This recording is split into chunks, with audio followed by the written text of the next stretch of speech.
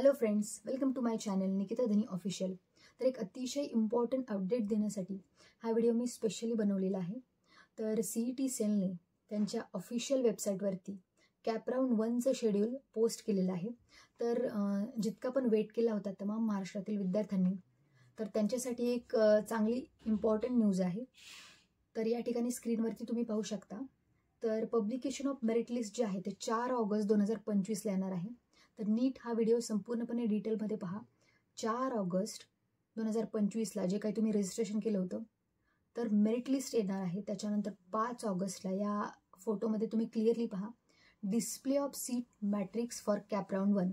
जी काही seat matrix आहे, ज्याप्रमाणे मी माझ्या 15 डेज BSc नर्सिंग सिरीजमध्ये सांगितलं होतं की पहिले तुमचं रजिस्ट्रेशन होणार, त्यानंतर जी CET सेल एक मेरिट लिस्ट टाकणार त्याप्रमाणेच होत आहे। सगळं मेरिट लिस्ट येणार आहे 4 ऑगस्टला, 5 ऑगस्टला सीट मॅट्रिक्स आणि त्याच्यानंतर 5 ऑगस्ट ते 7 ऑगस्टला online preference choice form filling process करायची आहे। म्हणजे यावेळेस आपल्याला कळणार आहे की महाराष्ट्रामध्ये कुठल्या कॉलेजमध्ये किती सीट्स आहेत कास्टनुसार, किंवा गव्हर्नमेंट कॉलेज किती ॲड होणार आहेत हेही आपल्याला यावेळेस कळणार आहे।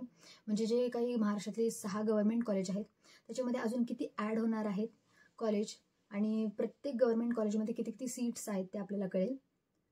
त्याच्यानंतर जी 5 ऑगस्ट आणि जी 7 ऑगस्टची डेट आहे ती फार इम्पॉर्टंट आहे, कारण तुम्हाला online preference choice form filling process याच्यामध्ये इलिजिबल कॅन्डिडेट्स म्हणजे जेवढ्यांचं पण नाव मेरिट लिस्ट आणि सीट मॅट्रिक्समध्ये असणार आहेत तेच इलिजिबल कॅन्डिडेट असणार आहेत। कारण खूप साऱ्या स्टुडंटला त्यांच्या रजिस्ट्रेशन फॉर्ममध्ये रिमार्क आला होता, तर तो रिमार्क काढणं फार गरजेचा होता त्यावेळेस। तर निश्चितच तुम्ही सर्वांनी रिपीटमध्ये तो फॉर्म फिल केला असेल।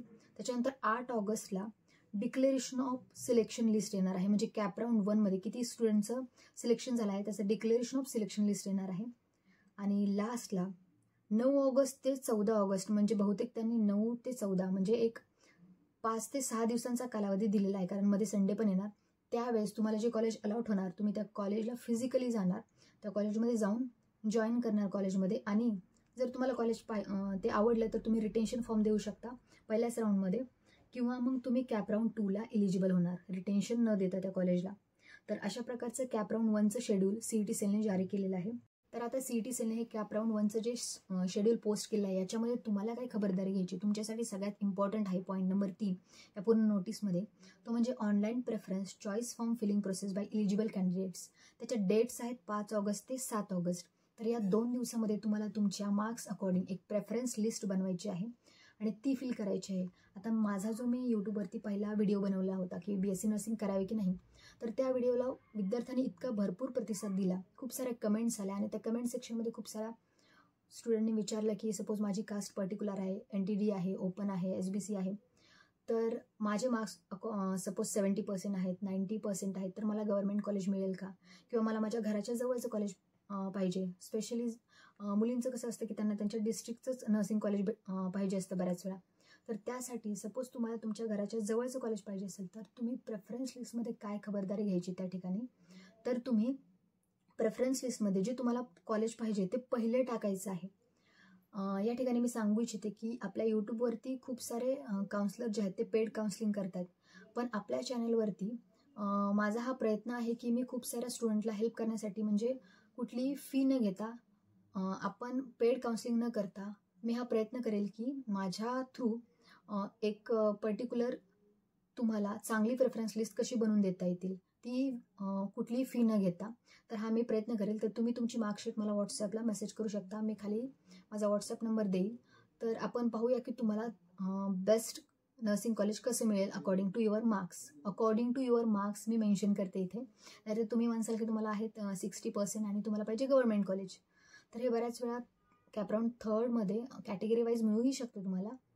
पण एक सांगते की जर तुमचे मार्क्स चांगले असतील, बऱ्याच वेळा काय होतं विद्यार्थ्यांना माहीत नसतं, त्यांना मार्क्सही असतात पण टॉपचं कॉलेज त्यांना मिळू शकत नाही का, तर ते योग्य पद्धतीने काउन्सिलिंग त्यांना मिळत नाही।